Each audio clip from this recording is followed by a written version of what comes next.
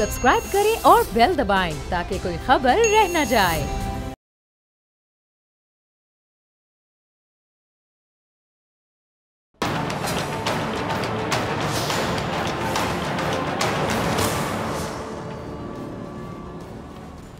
अस्सलामुअलैकुम नाजरीन, मैं हूं डॉक्टर फ़िज़ा अकबर खान और मैं हूं पाकिस्तान और आप देख रहे हैं पाकिस्तान के सबसे बड़े न्यूज़ चैनल का नंबर 1 प्रोग्राम ऐसे नहीं चलेगा। नाजरीन, जुम्मे का दिन तारीख़ इस्लाम की अगर बात की जाए तो इसमें बड़ी अहमियत का हामिल दिन है।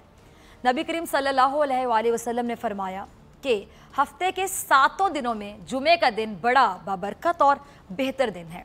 इस दिन अल्लाह ताला ने हज़रत आदम अलैहिस्सलाम को भी पैदा किया और इसी जुम्मे के दिन हज़रत आदम अलैहिस्सलाम को दाखिल जन्नत भी किया गया था और इसी जुमे के दिन क़यामत भी कायम होगी।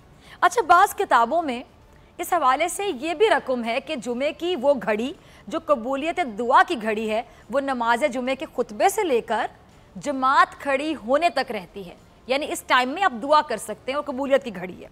इसी तरह जैसे जुमे का दिन तमाम दिनों पर फजीलत रखता है, बेहतरीन दिन कंसिडर होता है, जुमे को दौरे जहालत की अगर हम बात करें तो तब उरूबा के नाम से पुकारा जाता था, फिर इस्लाम ने इस दिन को जुमे का नाम दिया गया। अच्छा नाज़रीन, इस दिन को जुमा क्यों कहा जाता है, आपने कभी सोचा? इसलिए कहा जाता है कि इस दिन बहुत सारे लोग इबादत के लिए जमा होते हैं। हजूर अकरम सल्लल्लाहु अलैहि वसल्लम ने अपना पहला जुमा 12 रबीउल अव्वल सन यकुम हिजरी को अदा फरमाया था और इस वक्त आपके हमरा तकरीबन 100 अफराद थे, 100। यौम जुमा मुसलमानों के लिए जैसे हम कहते हैं जी बड़ी खुशी या बरकत का बाइस बनता है, ईसाईयत के कुछ फ़िरक़ों में जुमे के दिन को बुरा ख्याल किया जाता है, यानी टोटली ऑपोजिट, बुरा समझा जाता है। अच्छा, इस दिन ख़ास तौर पर कोई कहते थे जी समंदरी सफ़र नहीं किया जाना चाहिए, गुरेज किया जाना चाहिए और ये कहा जाता था कि जुमे के दिन किए जाने वाले समंदरी सफ़र का इख्तिताम तबाही पर होगा। रोमन कैथलिक्स के फ़िरके में जुमे के दिन काश्तकारी की जाती थी। ये दिन हज़रत ईसा अलैहिस्सलाम को मसलूब किए जाने से भी मंसूब है, लिहाजा इस दिन काश्तकारी करना दरअसल इस अकीदे का मज़हर था कि जिस तरह बीज को ज़मीन में दफन करने के बाद नई ज़िंदगी बाहर आती है, इसी तरह मौत के बाद इंसानों के लिए भी एक नई ज़िंदगी होगी, ये कॉन्सेप्ट था। अब हम हिंदू मज़हब की अगर बात करें तो हिंदू मज़हब में भी जुम्मे का दिन अहमियत का हामिल है, बड़ा अहम दिन कंसिडर होता है।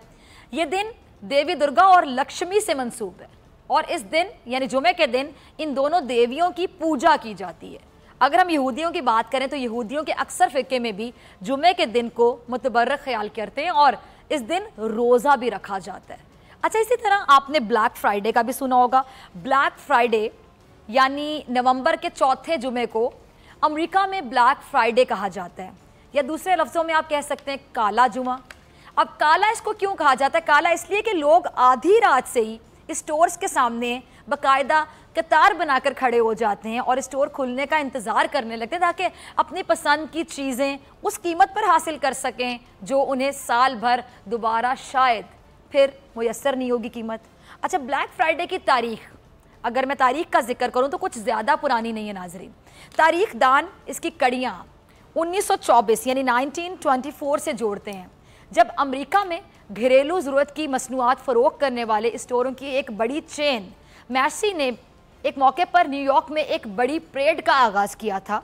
अच्छा, उसी दौरान क्या हुआ कि इस मौके पर किसी मौके पर मैसी ने परेड लगा के जो अगला दिन है यानी जुमे पर, वो जुमे का दिन था, उस पर बड़े पैमाने की सेल का ऐलान कर दिया, यानी जो लोग अफोर्ड नहीं कर सकते वो आएँ और इतने % ऑफ पे अपनी चीज़ें ख़रीद कर चले जाएँ। अच्छा, अक्सर इससे मुत्तफ़िक़ थे कि जी यही जो ब्लैक फ्राइडे है इसका आगाज़ था ही बेसिकली ये 1924 वाले इवेंट की वजह से, तो मैंने आपके साथ शेयर किया। और फिर भला पैसा कमाने की दौड़ में दूसरे स्टोर और ताजिर भी आपको पता कहाँ पीछे रहने वाले थे, तो चंद ही बरसों में हुआ ये कि जुमा जो है वो अमेरिका में कम कीमत पर चीज़ों की खरीदो फरोख्त का सबसे बड़ा दिन बन गया, जिसको ब्लैक फ्राइडे के नाम से आप लोग जानते हैं। बल्कि अब तो हमारे मुल्क में भी मैंने अक्सर देखा कि ब्लैक फ्राइडे सेल है, आपने भी सुना होगा, सालों में बड़ा कॉन्सेप्ट बन रहा था। इस पर काफ़ी लोग इस पर तनकीद भी करते हुए आपको दिखाई दिए होंगे, बहुत से लोग क्रिटिसाइज़ कर रहे थे जो कह रहे थे कि नहीं ये बिल्कुल एक्सेप्टेबल नहीं है हमारे मुल्क में। खैर आगे चलते हैं।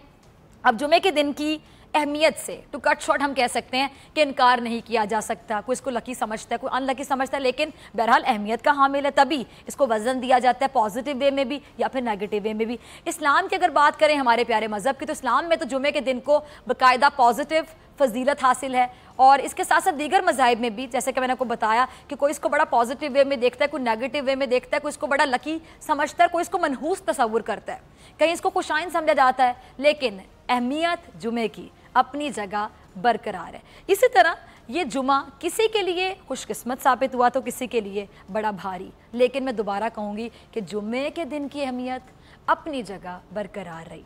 हमारे मुल्क की सियासत में आ जाते हैं। अब आप समझ गए होंगे, कुछ लोग समझ गए मैं क्या कहने जा रही हूँ। हमारे मुल्क की सियासत में भी जुमे के दिन का बहुत अहम किरदार दिखाई दिया। मुस्लिम लीग नून, वो सियासी जमात जिसका इंतखाबी निशान शेर, जो जुमे के अताब का शिकार रही। जुमे का दिन मुस्लिम लीग नून पर बड़ा नेगेटिव वाला रहा, यानी भारी रहा, भारी गुजरा। कि नवाज शरीफ साहब ने शायद नियत कर ली होगी कि अगर अब खुदा ना खास्ता चौथी बार वो वज़ीर आज़म बन गए तो हफ्ता 6 दिन का कर देंगे और जुमे को माइनस कर देंगे। समझ नहीं आपको मैं क्या कह रही हूँ, समझाती हूँ। उन्होंने सोचा होगा कि यानी हफ्ता अगर 6 दिन का हो जाएगा और जुमा माइनस हो जाएगा तो क्या हमारा वीक कैलेंडर स्टार्ट कैसे होगा? हफ्ता, इतवार, पीर, मंगल, बुध, जुमा नहीं फिर हफ्ता। पनामा लीक्स 2016 में हमने देखा कि मंजर आम पर आया था और इसने जहां पूरी दुनिया को अपने लपेट में लिया, वहीं पाकिस्तान भी इससे दूर नहीं रहा। हज़ारों ऑफशोर कंपनियों में नवाज शरीफ के बच्चों की कंपनियों से मुतालिक तफसीलात भी आपको याद होगा मंजर आम पर आई थी और मामला मुंतखब ऐवान और सड़कों से होता हुआ कहाँ पहुँचा? सीधा वो सुप्रीम कोर्ट पहुँच गया। सुप्रीम कोर्ट ने जो दायर दरख्वास्तें थीं उस पर फैसला सुनाया और फिर क्या हुआ कि नवाज शरीफ साहब को नाअहल करार दे दिया गया। अच्छा, ये फैसला आप तमाम लोगों को याद होगा जी, आप लोग बड़ा अपडेटेड रहते हैं, बड़ा खबरें सुनते हैं। 28 जुलाई 2017 को जुमे के दिन ये फैसला आया था। अब 2019 है जी, 2 साल से ऊपर का अरसा हो गया। मुस्लिम लीग नून के रहनुमा जावेद अब्बासी ने जहांगीर तरीन और इमरान खान की नाअहली के लिए सुप्रीम कोर्ट से रुजू कर लिया था। फिर सुप्रीम कोर्ट ने जी 15 दिसंबर 2017 की तारीख और जुमे का दिन इमरान खान को अहल जबकि जहांगीर तरीन को नाअहल करार दे दिया था। आपको ये भी याद होगा। फिर जहांगीर तरीन समेत कई अफराद ने सुप्रीम कोर्ट में आर्टिकल 62(1)(f) के तहत, आपको याद होगा, नाअहली की मुद्दत के तयन के लिए दरख्वास्तें दायर की थीं और अदालत उज़्मा ने इस केस का फैसला 13 अप्रैल 2018 यानी 2018 और अप्रैल की 13th डेट जुम्मे का दिन था, जुम्मे के दिन ही सुनाया था। फैसले की रोशनी में क्या था जी कि जी नवाज शरीफ और जहांगीर तरीन ताहयात नाअहल करार पाए। और फिर 6 जुलाई की तारीख आती है। 6 जुलाई 2018 को एहतसाब अदालत ने एवन फील्ड रेफरेंस में नवाज शरीफ को 10 साल और 80 लाख बरतानवी पाउंड जुर्माने की सज़ा सुनाई थी। ये किसे भूल सकती है? नून वालों को भी याद होगी और जो उनके मुखालिफिन जमातें उनको तो बहुत ज़्यादा याद होगी। अच्छा जी, किस्मत कह लें, बदकिस्मती कह लें कि वो दिन भी जुमे का दिन था। और आज 11 अक्टूबर 2019 दिन जुमा, फ्राइडे। आज के दिन भी शरीफ खानदान को एक और झटका लगा, यानी शरीफ खानदान के लिए ये एक मनहूस वाला जुमा कंसिडर होता है, यानी उनके लिए नेगेटिव वाला जुमा कंसिडर होता है और उनके अताब का बाकायदा इम्तिहान होता है जुमे में। नैब ने नवाज शरीफ साहब को चौधरी शुगर मिल्स केस में भी गिरफ्तार कर लिया। ये खबर आप तमाम लोगों ने सुनी। अच्छा, ये मुकदमा क्या है? अब ज़रा डिटेल्स आपके साथ शेयर करूँगी, ज़रा सुनिएगा, इंटरेस्ट लेके सुनिएगा। 2016 में नाजरीन नवाज शरीफ सबसे ज़्यादा शेयर होल्डर पाए गए थे। कब? 2016 यानी 3 साल पहले। सुनते जाइएगा। सिर्फ चौधरी शुगर मिल और शमीम शुगर मिल में शेयर होल्डर थे। अब तारीख है जी 1992 का साल, 1992 चौधरी शुगर मिल कायम की गई थी 1992 में। नवाज शरीफ साहब एग्जैक्टली 1992 की अगर बात की जाए तो उसमें उनके पास 43 मिलियन शेयर्स थे, यानी 43 मिलियन शेयर्स के वो मालिक थे, ऑलमोस्ट हाफ समझ सकते हैं। फिर जी चौधरी शुगर मिल में मरियम नवाज, शहबाज शरीफ और दीगर अफराद भी शेयर होल्डर थे, मियाँ नवाज शरीफ अकेले नहीं। अब जो मियाँ नवाज शरीफ साहब हैं जी, उन्होंने 1992 में इतने शेयर्स कैसे हासिल किए ये बताया नहीं गया।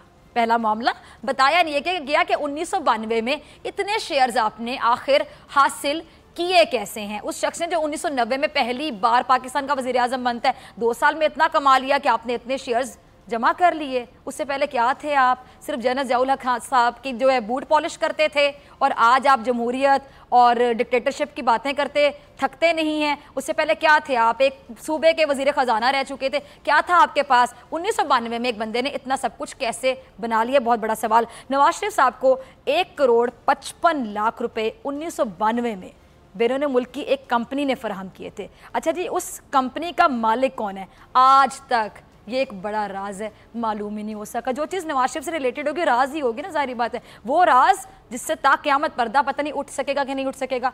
बकौल नया प्रोसिक्यूटर नवाज शरीफ को आज कई दिन बाद बाहर की हवा लगी। अच्छा तो लगा होगा उनको थोड़ा बहुत। नवाज शरीफ के कारकुनों ने भी काफ़ी वक्त बाद अपने ताहयात कायद की खूबसूरती का दीदार किया। अच्छा जी, नवाज शरीफ साहब जब अदालत में पेश हुए तो उन्होंने हुकूमत से पहले अपने भाई को पैगाम दिया, वाज़े और दो टोक पैगाम कह दो तो गलत नहीं होगा। क्या फरमा रहे थे नवाज शरीफ साहब?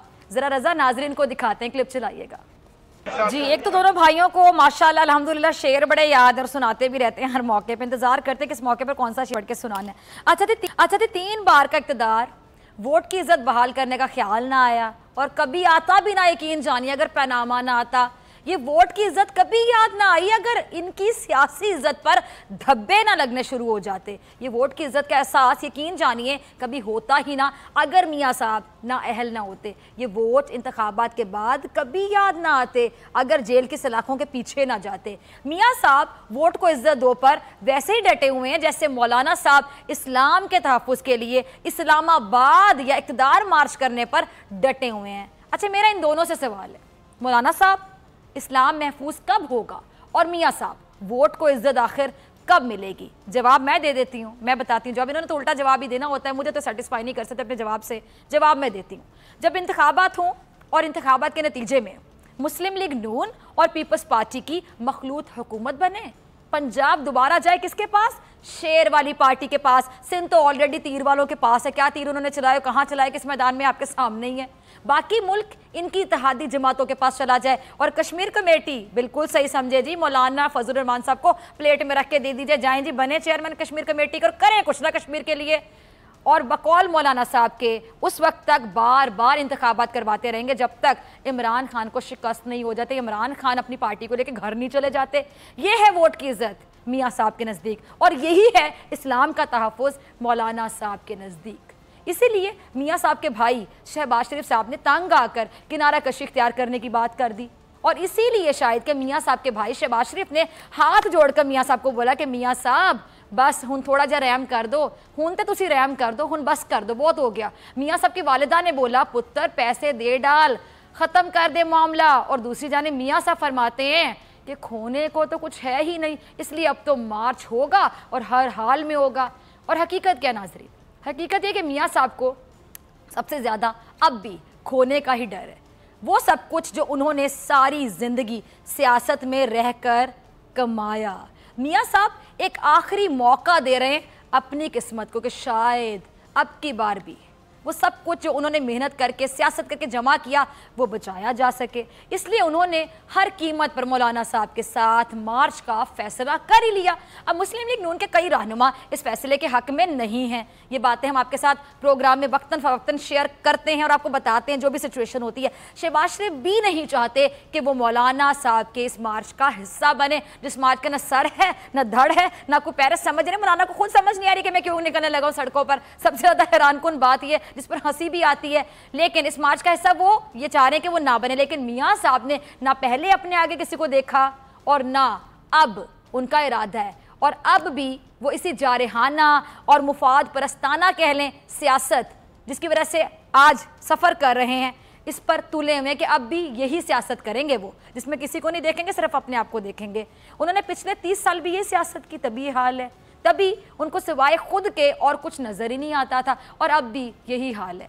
और रह गए मौलाना साहब, तो ये उनकी मजबूरी कह लें कि मौलाना साहब को भी अपनी सियासत की कमाई बाकायदा ख़तरे में नज़र आ रही है।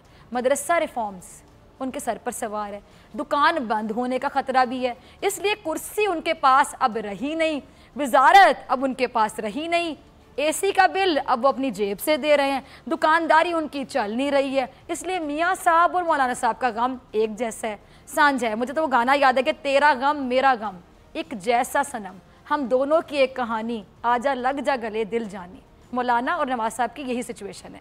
अच्छा जी, अपनी सियासी कमाई को बचाने के लिए ये दोनों शख्सियात समझ लें कि आखिरी कार्ड खेल रहे हैं। मियाँ साहब ने जो कार्ड खुद को बचाने के लिए खेला, वोट को इज्जत दो, और मौलाना साहब ने अपने अमामे को अपनी ढाल या फिर तलवार कह लें तो तलवार बना लिया और तहफ़्फ़ुज़ नामूस रसालत का कार्ड निकाल लिया। लेकिन पीपल्स पार्टी समेत मुस्लिम लीग नून के भी कई रहनुमा इस खतरे को समझते हैं, इसके नुकसान को, या जो इसके आफ्टर शॉक्स कहने से ज़लज़ले के आफ्टर शॉक्स आते हैं उसको समझते हैं, प्रिडिक्ट करें कि क्या होगा इसके बाद।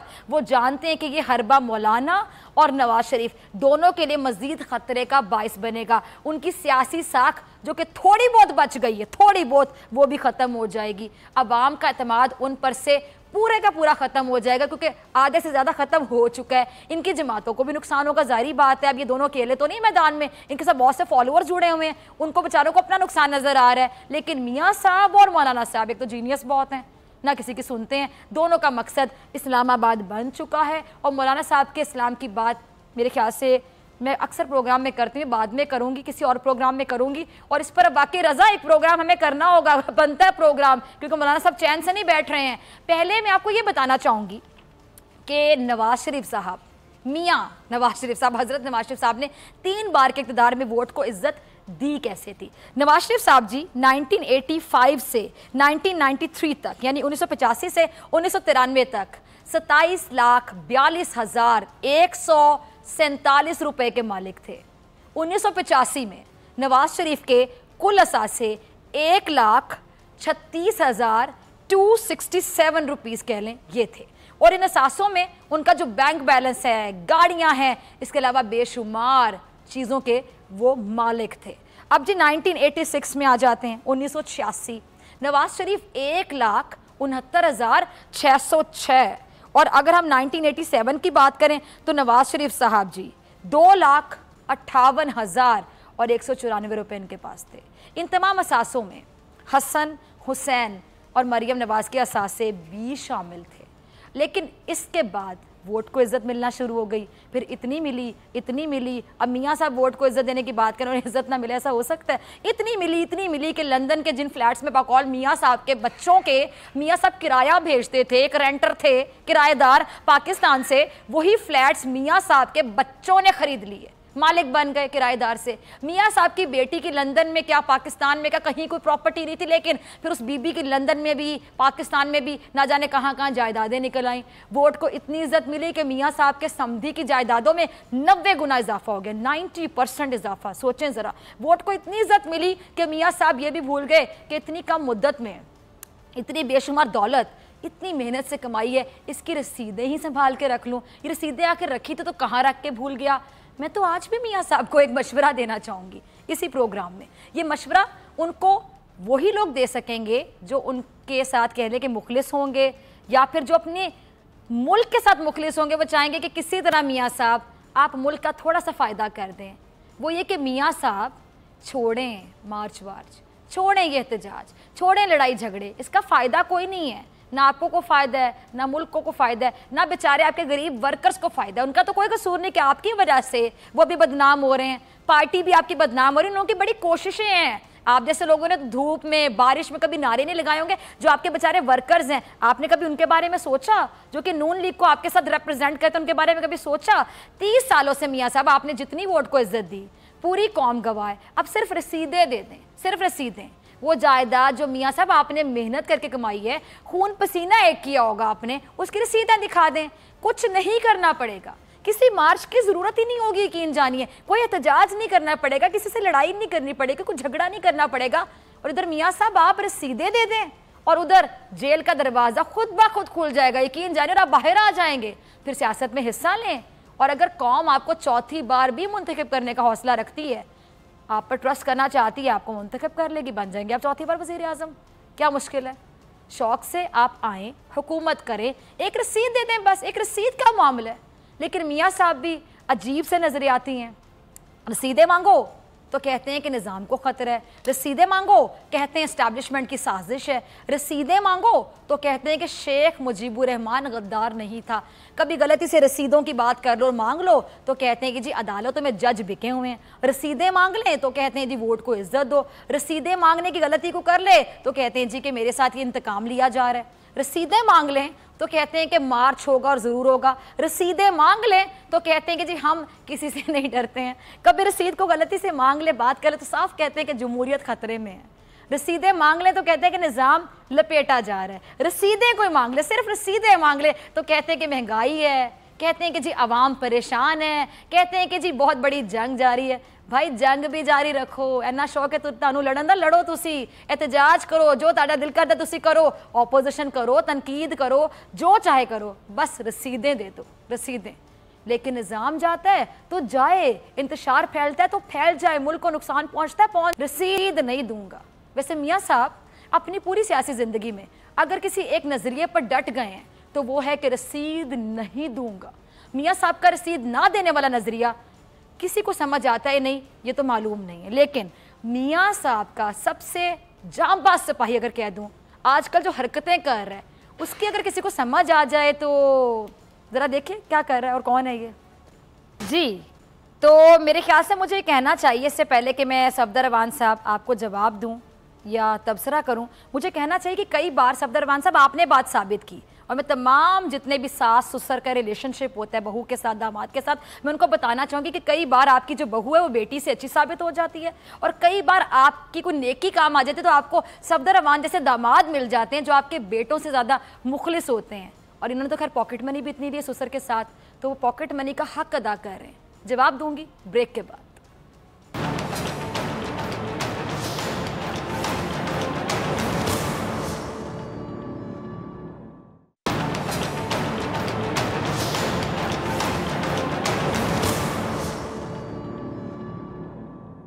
तो जी आपने क्लिप देखा, वैसे एक बात की तो दाद देनी पड़ेगी, दाद बनती है। अपने सगे बच्चे जिनके लिए नवाज शरीफ ने दिन रात करप्शन की वो आज भी बाप से मिलने जेल नहीं आए और ना ही आना चाहते हैं। लेकिन जिस दामाद से नवाज शरीफ खुश भी नहीं रहे कभी, वो दामाद अपनी पॉकेट मनी का पूरा हक अदा कर रहा है जी। इस पर तो ये चीज़ बनता है ना सफदर साहब के लिए दाद बनती है। अब देखिए कि नवाज शरीफ साहब के बेटे का ट्वीट है जो नवाज शरीफ से मोहब्बत करता है कि वो कल एहतसाब अदालत पहुंचे और उस जाली हुकूमत को अपनी ताकत दिखाए। हर वो शख्स जो नवाज शरीफ से मोहब्बत रखता है।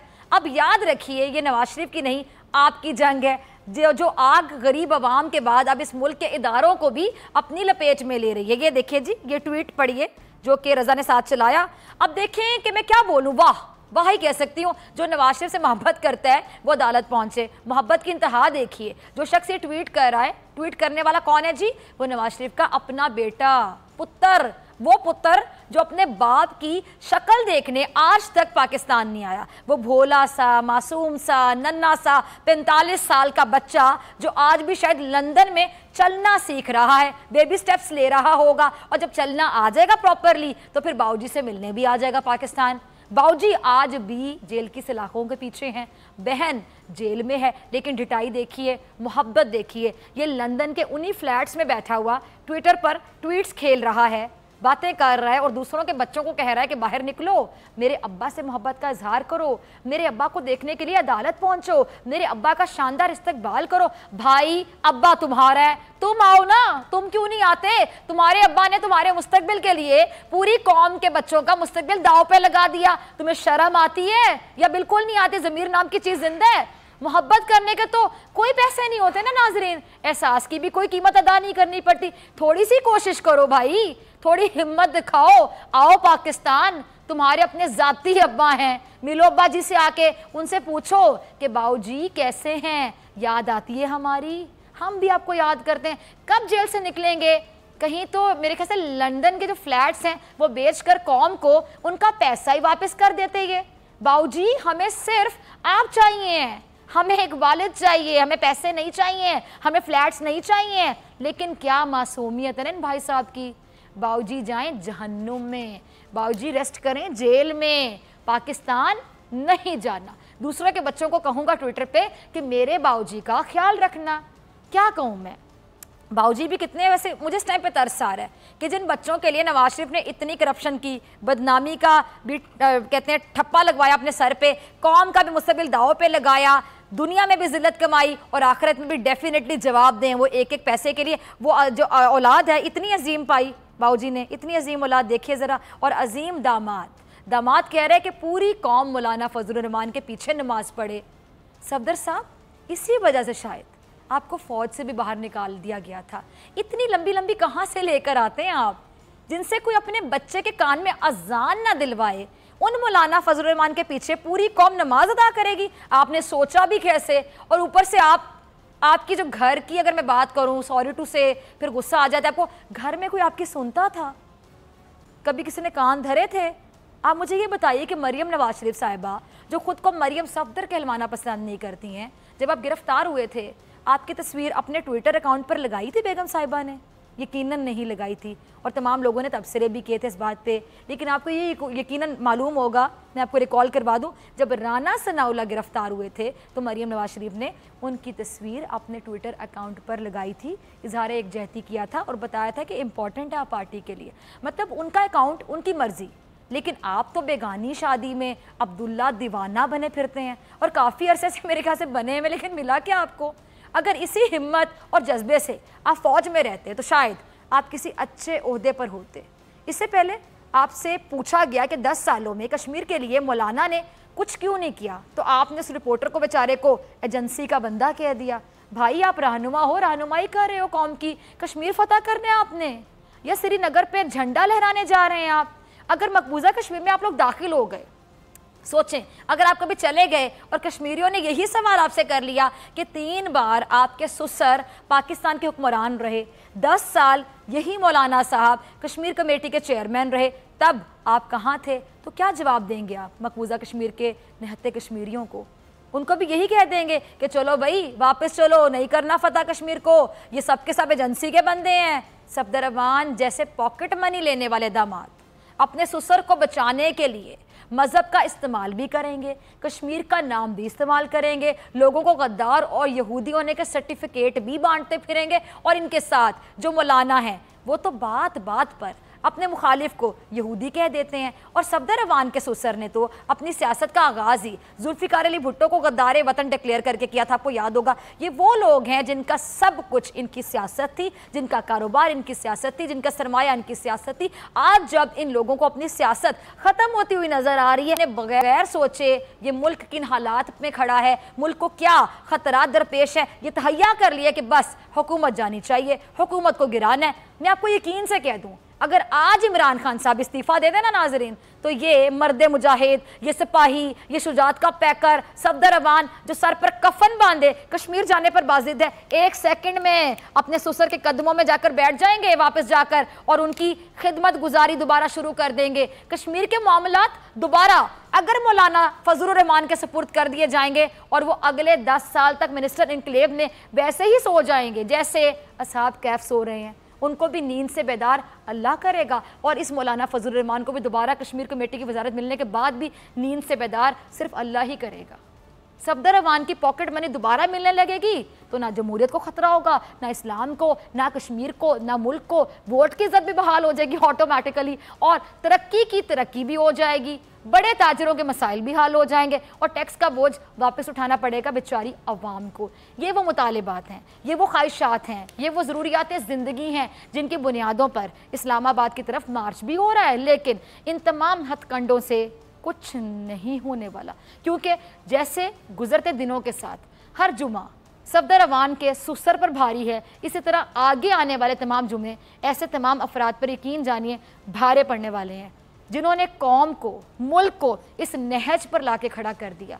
और मैं अक्सर कहती होती हूँ कि बस अब ऐसे नहीं चलेगा, और हमारे प्रोग्राम का तो नाम भी ये, तो सफदर रहमान आप जैसे तमाम लोग सुन लें, अब ऐसे नहीं चलेगा पाकिस्तान के साथ। अच्छा नाज़रीन, अपने सेकंड सेगमेंट में जो हम एक स्टोरी ब्रेक करते होते हैं, हमारे साथ हमारे नुमाइंदे सदीक जान होते हैं, लेकिन आज हमारे साथ एक मेहमान मौजूद हैं और मेहमान कौन है आपसे तारीफ करूंगी, पहले थोड़ा सा सुन लें कि मसला क्या है जी। 2 खानदान है, एक मौलाना है, मसला आपको पता है नैब है। ये नैब किसी तरह काबू में नहीं आ रहा है। इसी नैब ने कुछ दिन पहले आपको याद होगा जी, मुशीर जेल खाना जात जो हैं एजाज जाखरानी साहब, उनके घर कराची में छापा मारा था और जाखरानी पर आमदन से जायद असासों का इल्ज़ाम था है बल्कि अभी। और छापे के दौरान जो नैब की टीम है उसने बाकायदा कहा था कि रिहाइश गाह से अहम दस्तावेजात भी मिली है और नैब की टीम 4 घंटे तक, आपको याद होगा कि एजाज जाखरानी के घर में मौजूद रही है। जब कुछ छापा मारता तो आपको पता है फिर किस तरह एहतजाज करने पर आ जाते हैं इनके चाहने वाले। एजाज जाखरानी ने तमाम इल्जामात को मुस्तरद किया और इस कार्रवाई को भी हमेशा की तरह क्या कहा जाता है जी, इंतकामी कार्रवाई, इंतकाम लिया जा रहा है। अच्छा, उनका ये कहना था जी जाखरानी साहब का कि उनके खिलाफ एक शिकायत मौला बख्श सोमरू और दूसरी एक खातून सोमरू ने की है, या उनके करीबी रिश्तेदार हैं उन्होंने की है जी। इस मौके पर उन्होंने ये भी कहा था, ये भी मैं ज़रा आपके साथ शेयर करूँ, फिर मेहमान की तरफ जाऊँगी। एजाज जाखरानी साहब ने फरमाया था कि उनके खिलाफ 2.5 साल से तहकीकात की जा रही हैं, लेकिन अब तक की सिचुएशन अगर देखें कोई सबूत नहीं मिल सका। यानी तमाम लोगों की तरह वो अपने आप को मासूम ही कह रहे हैं और वो अदालत से ज़मानत भी हासिल कर चुके हैं। अब ये पूरा मामला क्या है, समझ आपको आधी अधूरी आ रही है, पूरी नहीं आ रही होगी, हम इस पर बात करेंगे। प्रोग्राम में हमने दावत की दी है, हमारे साथ मौजूद हैं जी मौला बख्श सोमरो साहब, जिन्होंने नैब को एजाज जाखरानी के खिलाफ कंप्लेन की है। ये वो साहब हैं। बहुत शुक्रिया ज्वाइन करने के लिए मौला बख्श सोमरो साहब। सबसे पहले ये बताइएगा देखने वालों को कि मामला आखिर है क्या, आपने कब और क्यों महसूस किया कि अब नैब का दरवाज़ा खटखटाना चाहिए और फिर आपने नैब को एजाज जाखरानी के खिलाफ ख़त लिख दिया था? पूरा मामला ज़रा शेयर कीजिए। मेहरबानी डॉक्टर साहिबा, आपने अपने प्रोग्राम पे बुलाया। देखें, जहाँ करप्शन जब होती है तो कुछ ही इदारे मुल्क में जहाँ कंप्लेन की जा सकती है। मैंने ख़त FIA को भी लिखा था, तो FIA ने किस वजह से नोटिस नहीं लिया वो मुझे नहीं पता।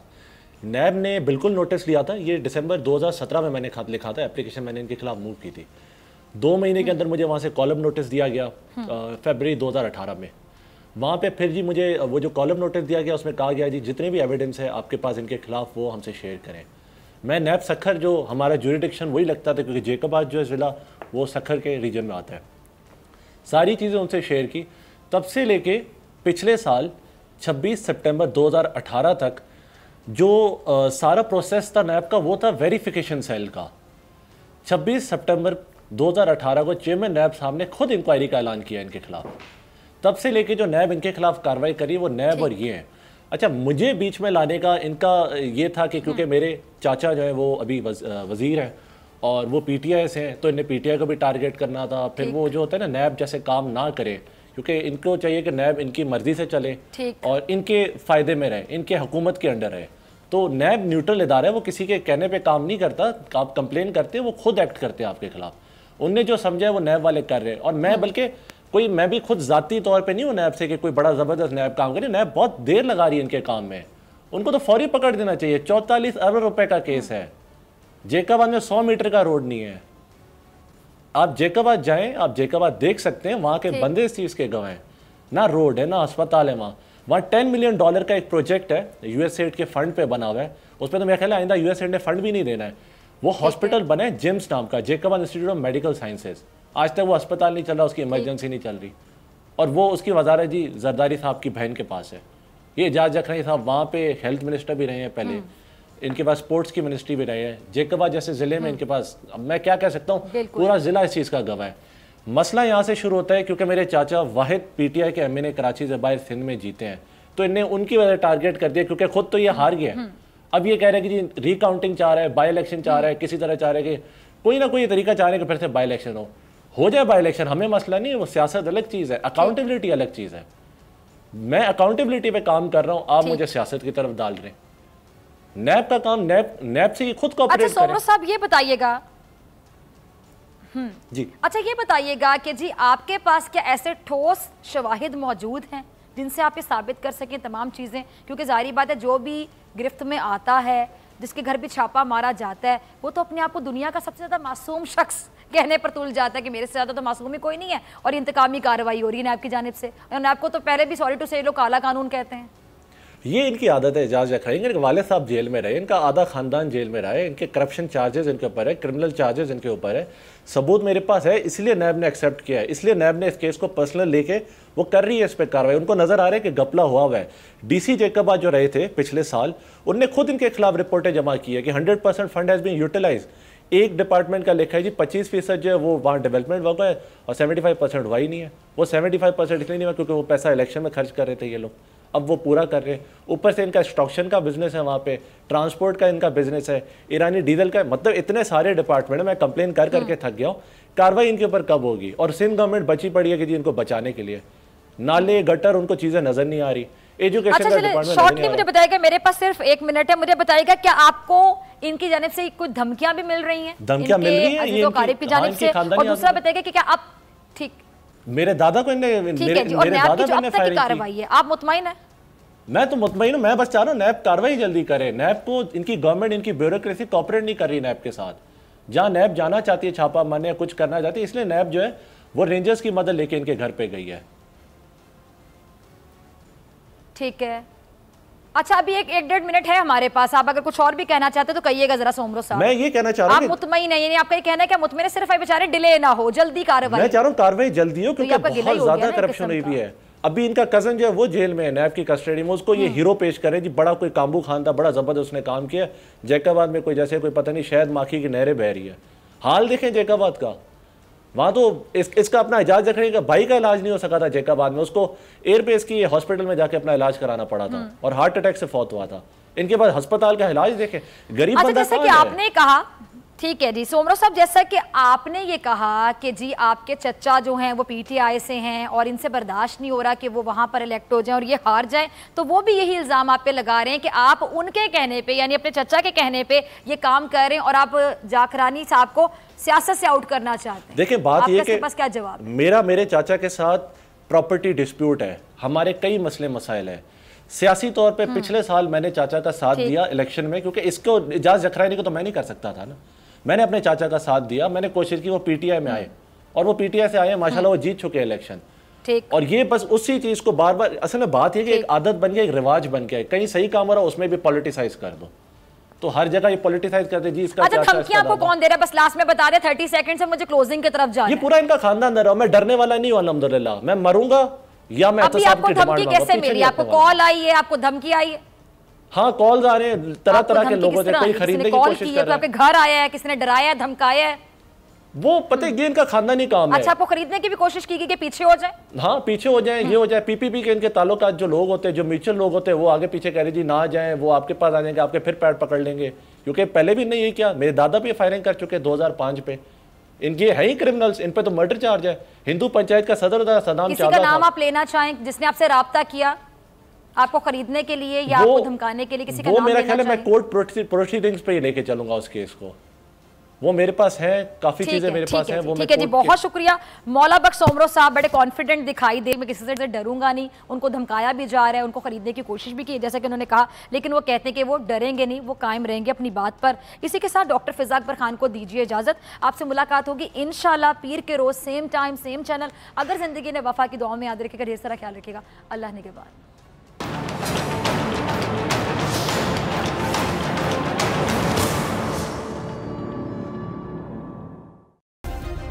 सब्सक्राइब करें और बेल दबाएं ताकि कोई खबर रह न जाए।